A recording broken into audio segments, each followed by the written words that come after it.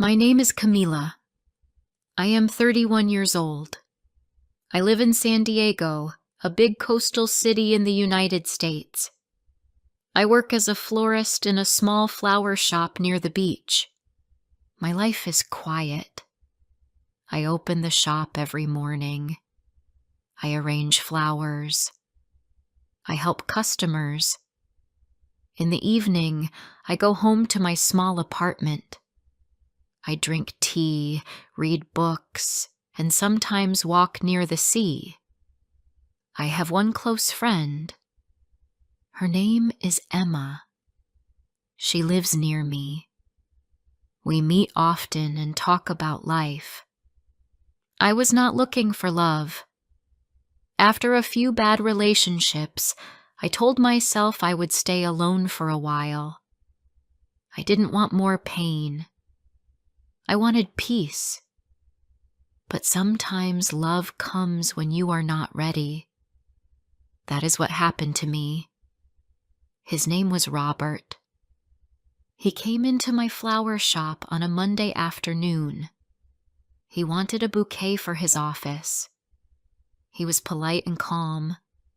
He had soft eyes and a warm smile. He asked me about flowers. I told him which ones were fresh.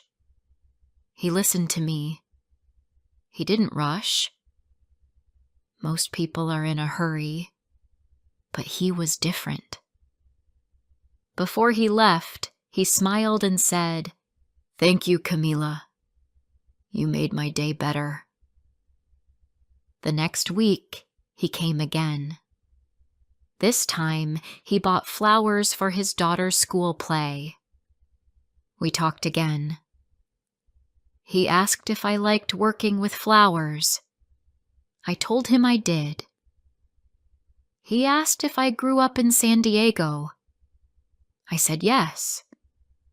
I liked that he asked questions. He seemed to care about the answers. He came often after that, sometimes once a week, sometimes twice. We started to talk more. He told me about his job. He worked in a small office downtown.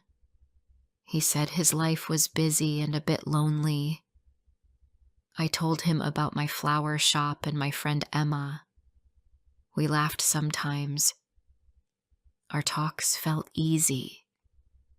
After a while, he stayed longer each time. One evening, he came right before closing. He helped me carry boxes. He stayed while I cleaned the floor. I made tea, and we sat in the back room. It felt warm and quiet. He told me, "This place feels like home." I smiled. I didn't know what to say.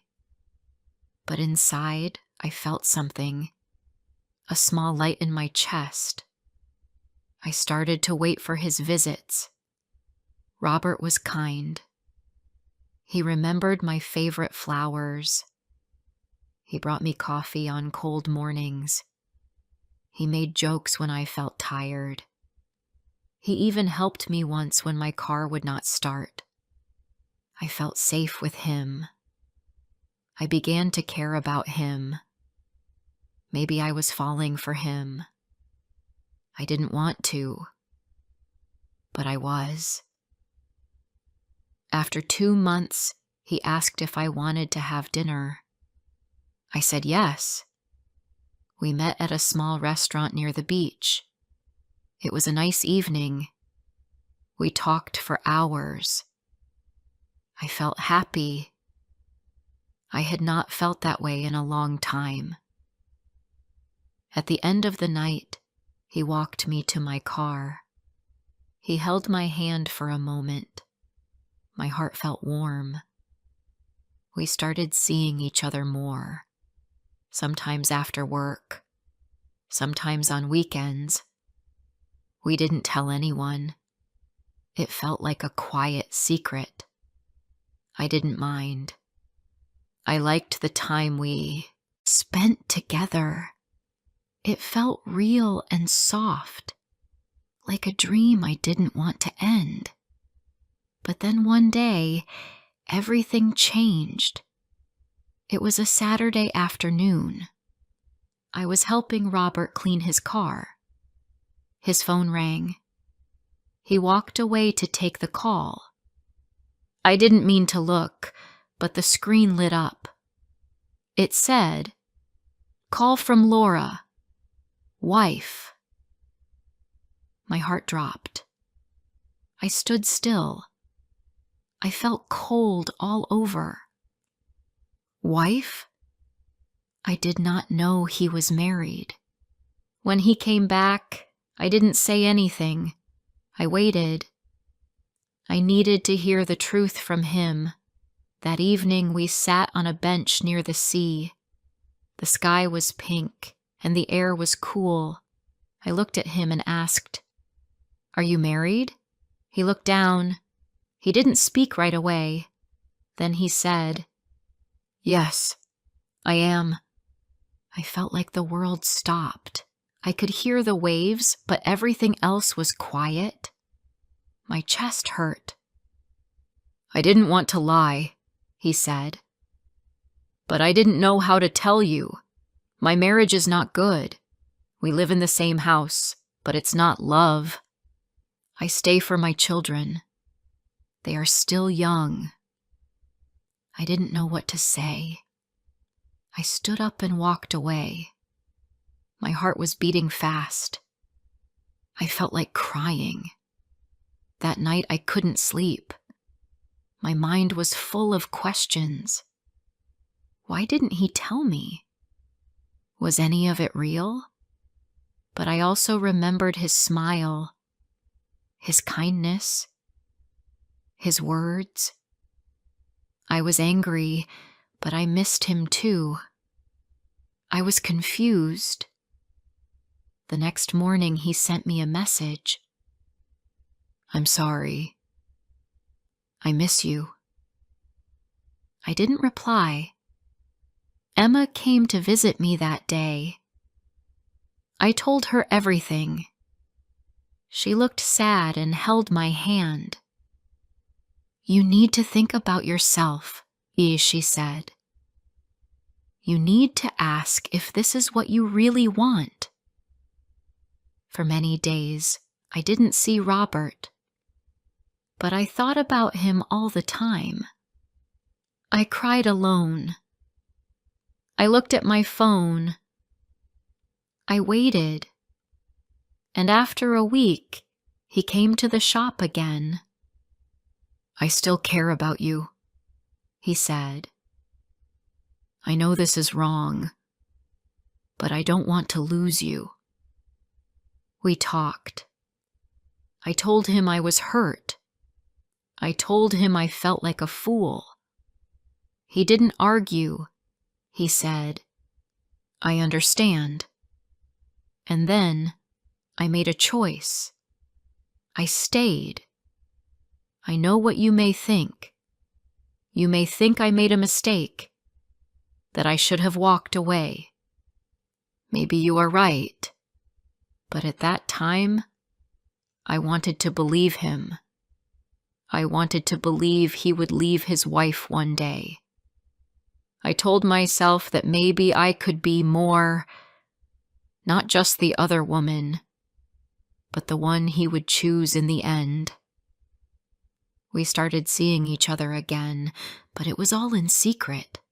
He came to my apartment once or twice a month. He never stayed too long. We never went out together. We never took pictures. I told no one. Only Emma knew. She didn't judge me, but I could see the worry in her eyes. At first, I felt happy. He brought me flowers. He made dinner. We laughed. We watched movies. I told myself that love was enough, that even if I had to wait, it would be worth it. But slowly, things began to change. I waited more. I smiled less. I stayed home alone while he went back to his family. I stopped reading. I stopped walking by the sea. I started to forget who I was before him. Days turned into weeks. Robert still came to see me. Sometimes once a week. Sometimes less. When he was with me, I felt happy. He brought my favorite food. He played soft music. He kissed my forehead and called me beautiful. But when he left, I felt empty. The room felt too quiet. My heart felt heavy. He never talked much about his wife, but I knew he still lived with her.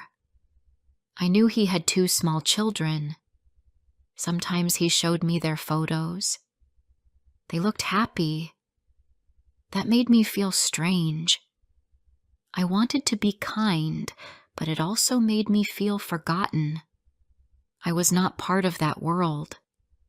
I was only a secret. I didn't ask too many questions. I didn't want to make him upset. I told myself to wait. I told myself that maybe one day he would leave her. Maybe one day he would choose me. But as time went on, I stopped feeling sure. He always said the same thing. It's not the right time. The children are still small. She is not well. He had many reasons, but never a plan. I started to feel tired. I waited for his texts every morning. I stayed home in case he came by. I made my life small. I stopped going out with Emma. I stopped joining her on weekend walks. She asked me if I was okay. I always said yes. But I was not okay. I missed who I used to be. I used to laugh more. I used to feel free. Now I just waited for his messages, for his visits, for his love. One night I sat alone in my room. I looked at the flowers on my table. They were from him.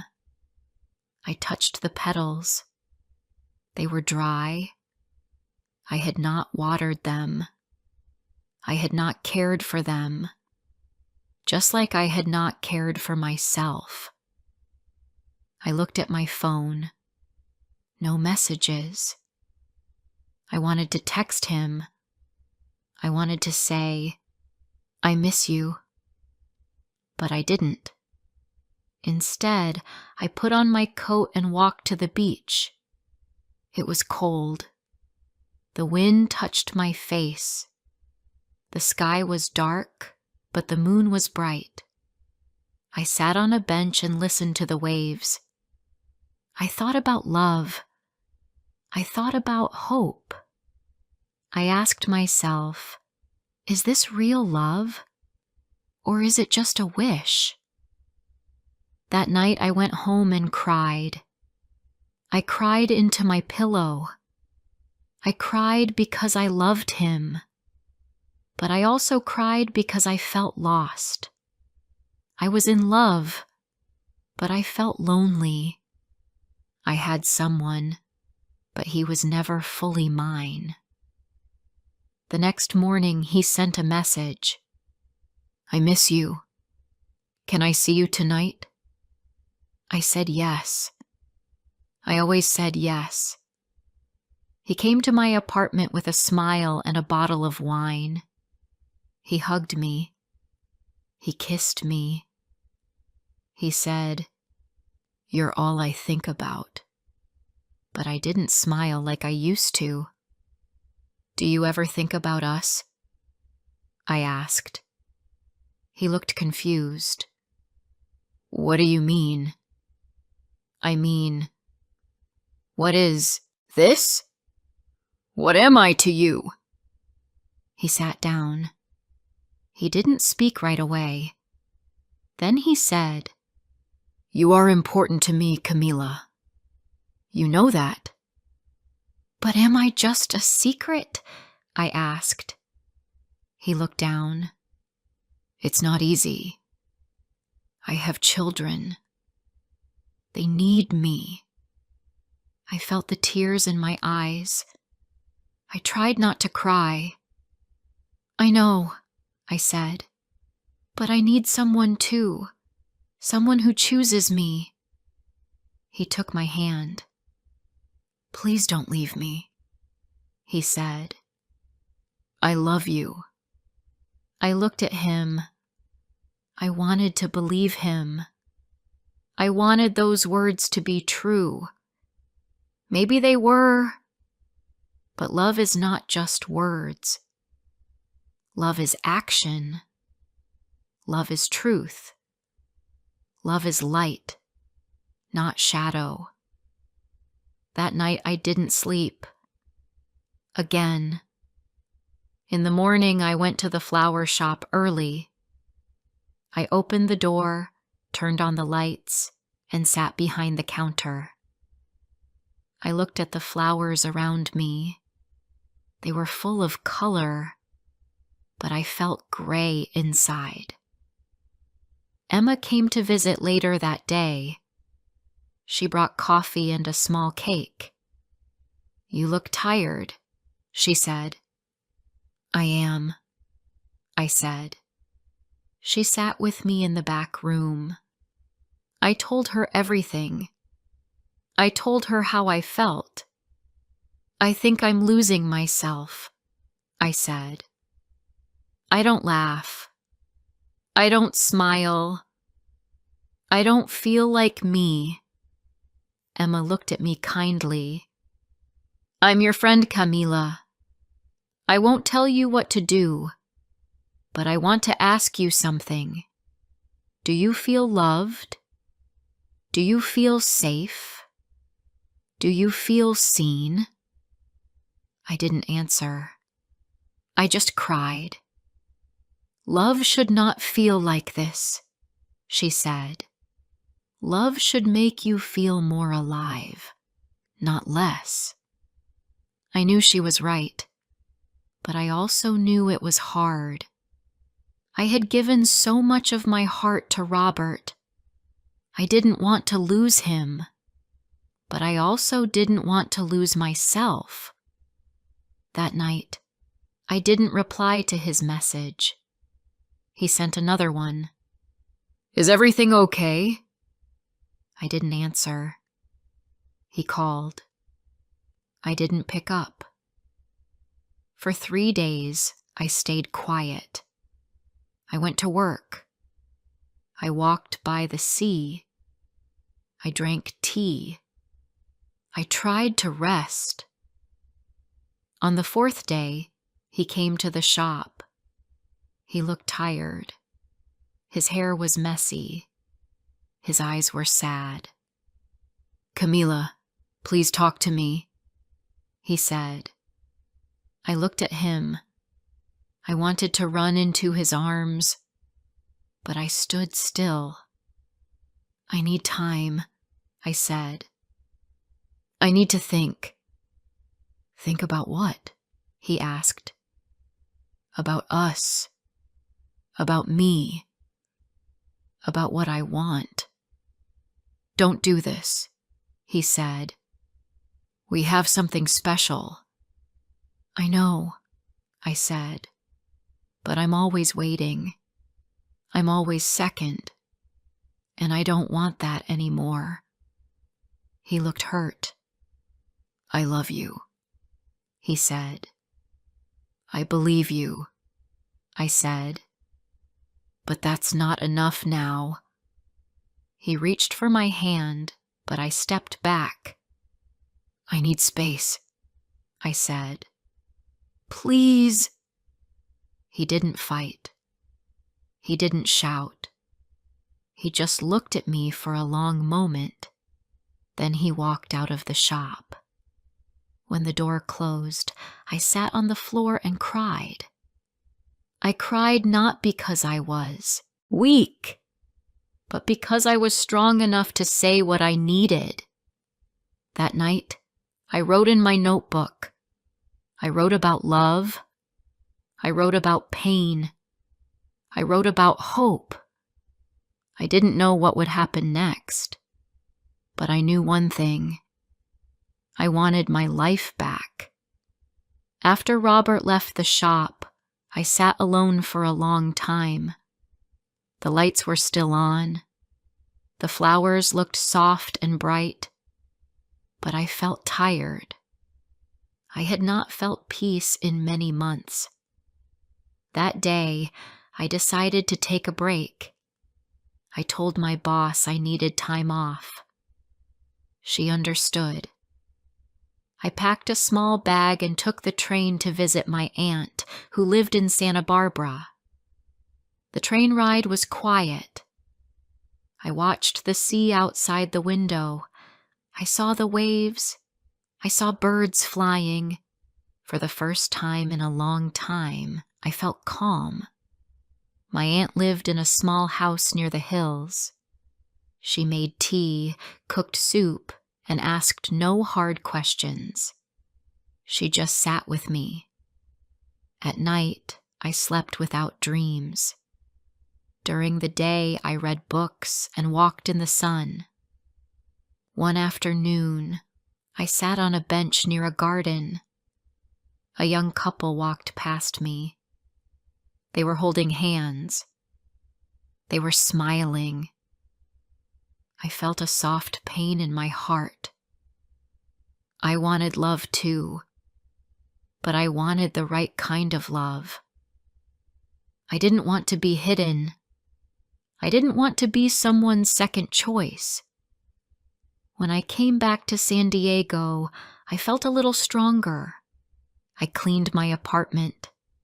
I opened the windows. I bought fresh flowers. I sat in the sun and read my old journal. I saw how sad I had been. I saw how much I had given and how little I received in return. I started to see the truth more clearly.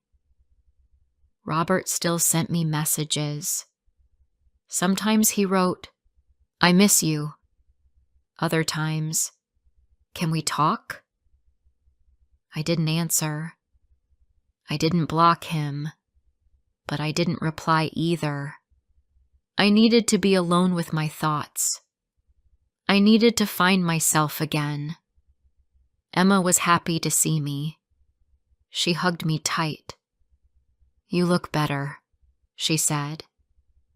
"I feel better," I told her. We went for coffee and talked about simple things. We laughed again. I had missed her. I had missed laughing. A few weeks later, I was walking by the bookstore near the beach. I saw a small sign in the window. It said, "Writing Group. New members welcome." I stood there for a moment. Then I went inside. The next Tuesday, I joined the group. We sat in a circle and shared short stories. The room was warm. The people were kind. I listened more than I spoke, but I liked it. It gave me something new to hold. That is where I met Adam. He was tall and quiet. He wrote about nature and travel. He spoke softly and always looked people in the eye. After one meeting, he walked beside me to the cafe. "You have a soft voice," he said, "but your words are strong." I smiled. "Thank you." We started talking after each meeting. Nothing serious, just friendly words, but I felt safe around him. He never asked too many questions. He never rushed me.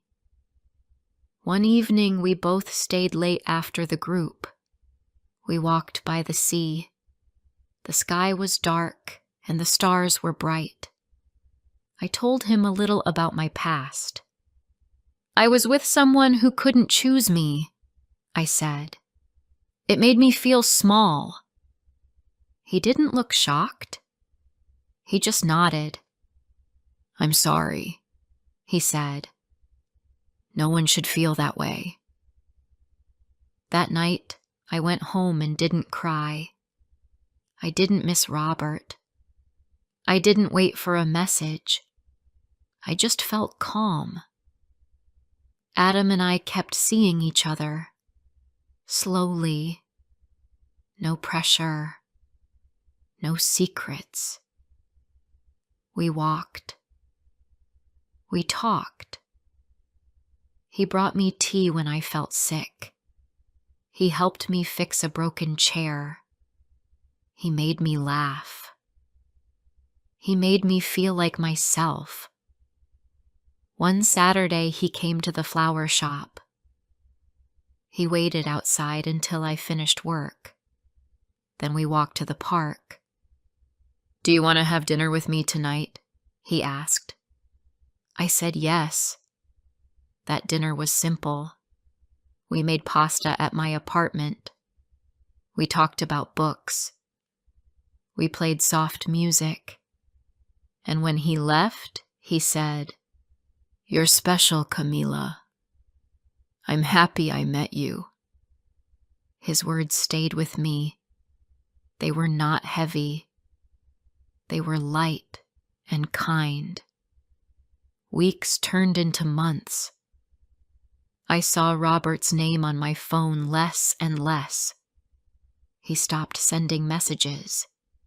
I think he understood. There was nothing left to say. One Sunday morning, I cleaned my closet. In a small box, I found a photo. It was of me and Robert. We had taken it in secret. I looked at the picture for a moment. Then I put it in the trash. I did not cry. I felt ready to let go. Later that day, I walked to the beach with Adam. We sat on a bench and watched the water. Do you still think about him? He asked gently. Sometimes, I said. But not with pain. That's good, he said. I looked at him. You make me feel safe. He smiled. That's all I want. We didn't say more. We just sat there, side by side. It was quiet. It was real. It was honest. Looking back now, I don't hate Robert.